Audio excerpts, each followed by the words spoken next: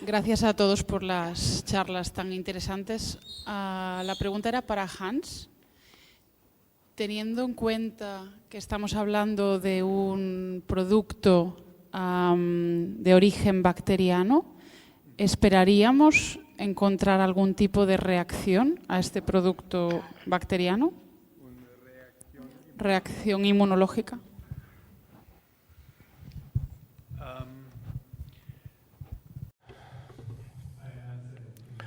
La contestación sí te la mando en español, porque si no... pero bueno, te entendí bien, pero te contesto en inglés. Al principio esa era mi principal preocupación, pero lo que sucedió fue... Estas moléculas son muy pequeñas. Están por debajo de 1000 daltons. Estamos hablando de el límite ya del umbral mínimo para que una sustancia pueda ser inmunológicamente activa. Y hemos tratado de hacerlo durante años, de tener estos anticuerpos contra estos compuestos, pero no habría una respuesta inmunológica. Lo que quizás te pueda convencer más es que cuando ves los experimentos que hicimos, donde tratamos y después no tratamos 2 meses, volvemos a tratar, etcétera. Esto es prácticamente un experimento, lo que se haría para la inmunización, ¿no? Para saberlo, o sea, donde tienes un boost, tienes una carga, después no cargas, vuelves a cargar viralmente hablando y no pasa nada.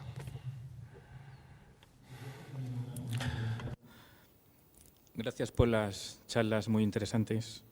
Y es una pregunta también al doctor Ziska. ¿Qué piensa o ha utilizado tratamientos que llamamos desintoxicantes para la mitocondria? Es decir, por ejemplo, el citrato, por ejemplo, el coenzima Q10 o la carnitina, si pueden mejorar la función de esa mitocondria. Gracias.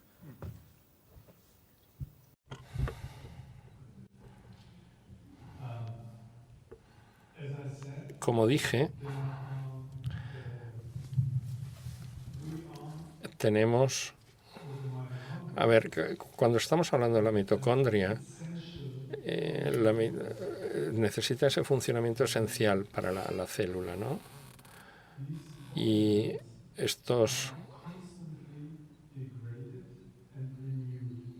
órganos están permanentemente degradándose y volviendo a regenerarse para mantener esa célula viva. Entonces nos podemos imaginar con toda facilidad que entender ese proceso de cuáles son las señales de la mitocondria que no están funcionando bien, que son los que se van a degradar, y cuáles son las señales que emite mitocondria a nivel celular para crear esas células nuevas. Entonces,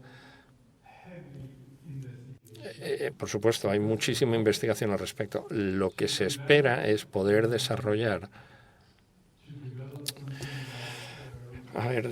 algo como, no sé, fármacos, alguna droga en la cual todos nosotros podríamos ser eternamente jóvenes. Pero algo que es muy interesante es que lo único que hasta ahora ha sido verdaderamente probado como método para detener o para cambiar este proceso degenerativo es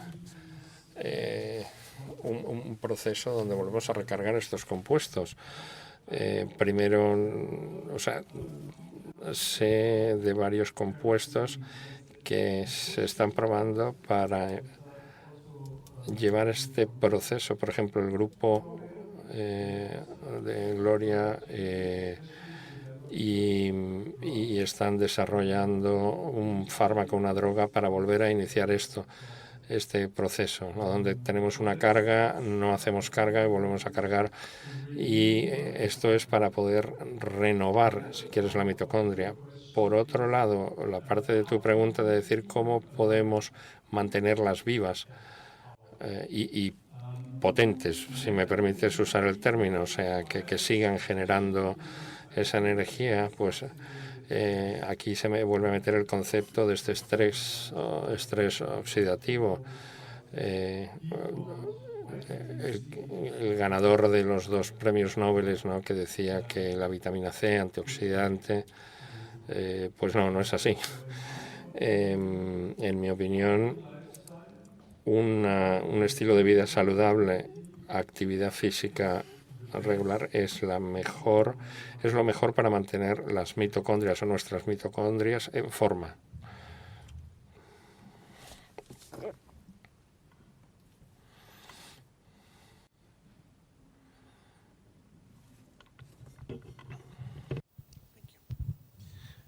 Thank you. Gracias por todas las presentaciones, Gloria. Una pregunta. Has dicho que lo que hacéis es meter o sea, hacéis una implantación en el hígado de este material modificado, ¿es así? ¿Se lo entendí bien? Bueno, creo que ya me la contesté yo mismo. No. La pregunta es, ¿cómo puedes explicar que la terapia genética que funciona en los ratones, o sea, ¿cómo explicas el mecanismo subyacente? ¿Es porque por la expresión genética per se que tiene el hígado?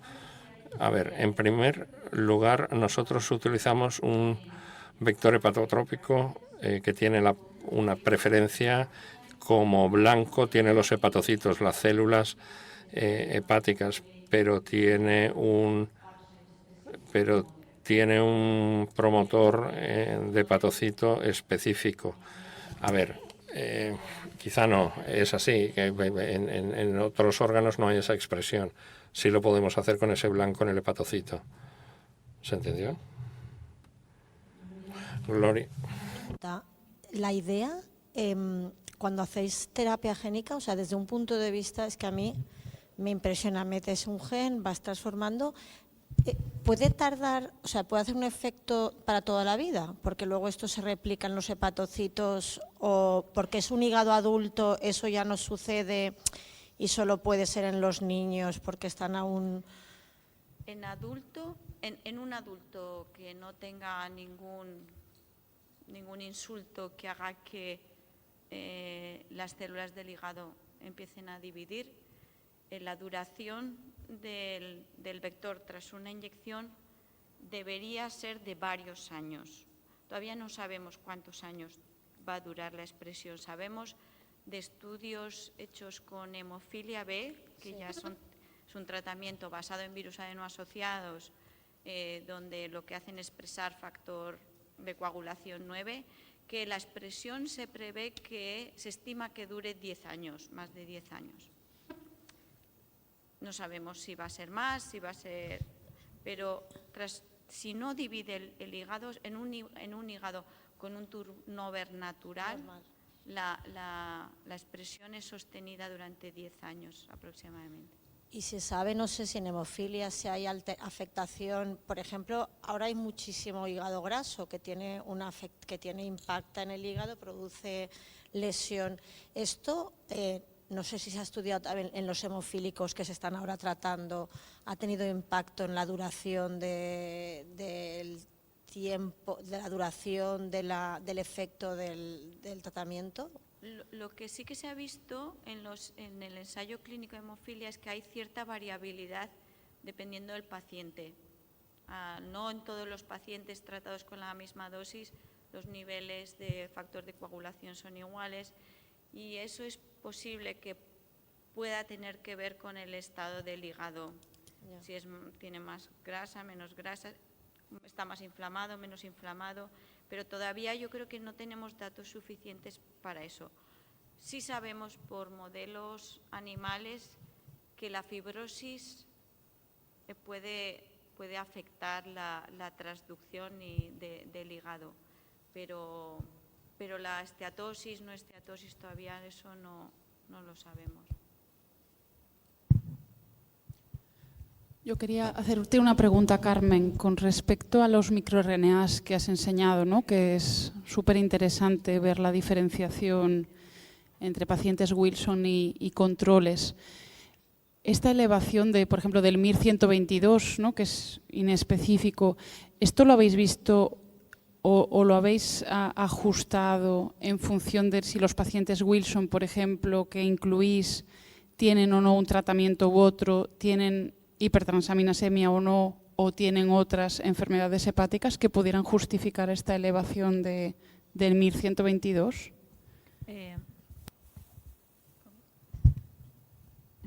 No, Zoe, no. Tan solo hemos contado con los valores bioquímicos, presentación y poco más. Pero sí, se me ha olvidado, la verdad es que se me ha olvidado comentar que una de las cosas que estamos haciendo ahora mismo, porque este fue el estudio, pues el clásico de comparar un grupo control de personas sanas frente a un grupo de personas enfermas. Entonces ahora estamos con la colaboración de Marina. Cada vez que un paciente acude a consulta, de igual forma que se hace una revisión de la bioquímica y demás, estamos haciendo la extracción de plasma con el propósito de ver hasta qué punto sería interesante incorporar también esta técnica en lo que es un seguimiento del paciente y demás. Y en ese sentido y en ese estudio, cuando lo tengamos finalizado, sí que tendremos un poco también lo que tú comentas de tratamiento, progresión de la enfermedad y demás. Ahí sí lo vamos a tener. Hi, I also had a question for Hans. Una pregunta para Hans. De hecho, dos preguntas, pero creo que están correlacionadas, así que no sé si me las puedes contestar las dos en una. En primer lugar, ¿cómo se introduce el microorganismo en el cuerpo y cómo la interacción de este microorganismo afecta la biota autóctona, autógena que tenemos, esta microbiota? A ver, nosotros no introducimos el microorganismo per se. Nosotros lo incubamos con este pequeño compuesto, la metonobactina. Hacemos que crezcan. A ver, bueno, los colegas en los Estados Unidos, y como esa bacteria es la que expulsa, la que mete esto, nosotros pues la recogemos, la limpiamos un poquito, entre comillas, la metemos allí en la lavadora y sale prístina, muy limpia, pero no inyectamos per se la bacteria, ojo. O sea, no. Gracias por la clarificación.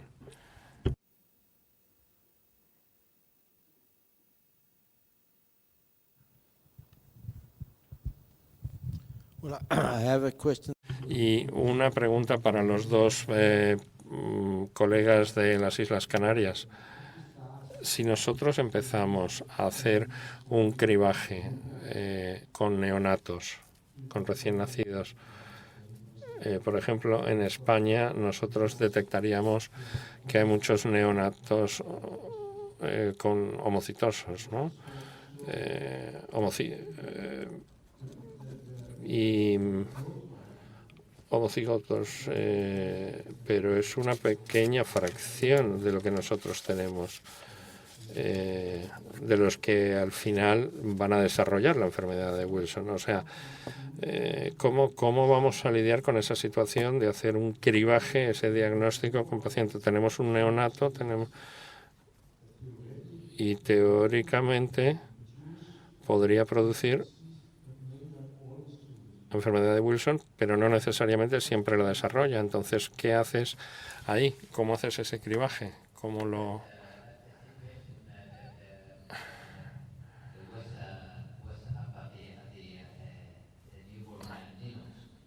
Por eso se hace este genoma. Vemos dónde está la mutación. Tenemos que saber exactamente cuál es la evolución que tiene la enfermedad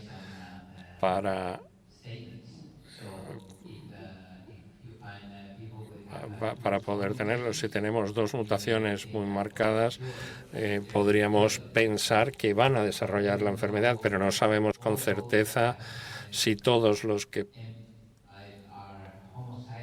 presentan homocigote, no sabemos cómo va a ser la enfermedad en estas personas. O sea, ese sí es un desafío. Además, no tenemos... todos los tratamientos para Wilson han sido desarrollados para los sintomáticos y no los asintomáticos. Entonces, en vez de meter soluciones, lo que hicimos fue rizar un poquito más el rizo. Pero, ¿sabes? O sea, sí, por hacerlo más divertido. Pero bueno.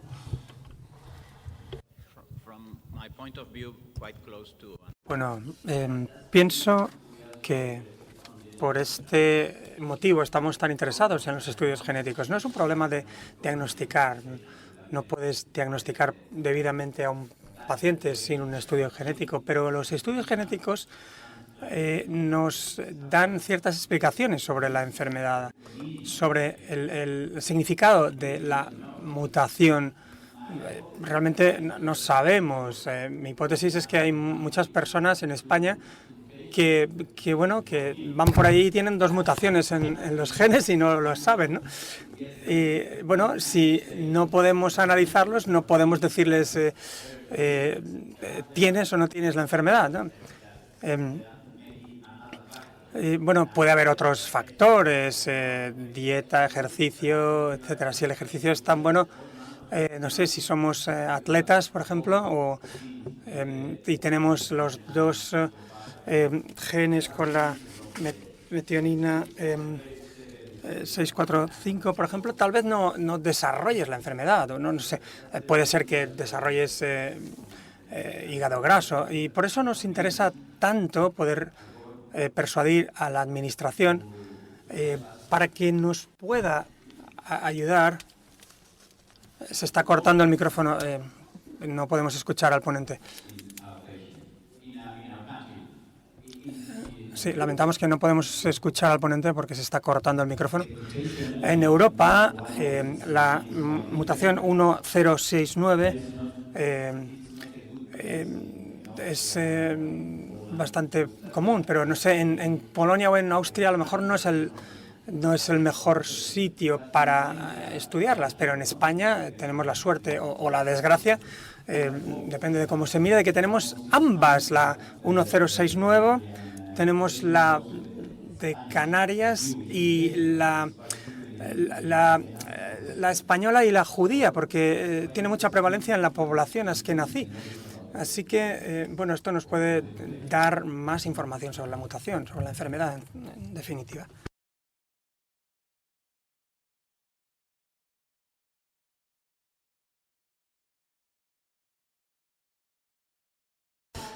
Hola, no tengo preguntas, simplemente me gustaría decirle las gracias al doctor Hans, especialmente porque ha añadido ese tono humorístico en su presentación. Me ha encantado, me ha encantado como profesora y como estudiante universitaria, y bueno, espero que podamos ver más de esto el año que viene.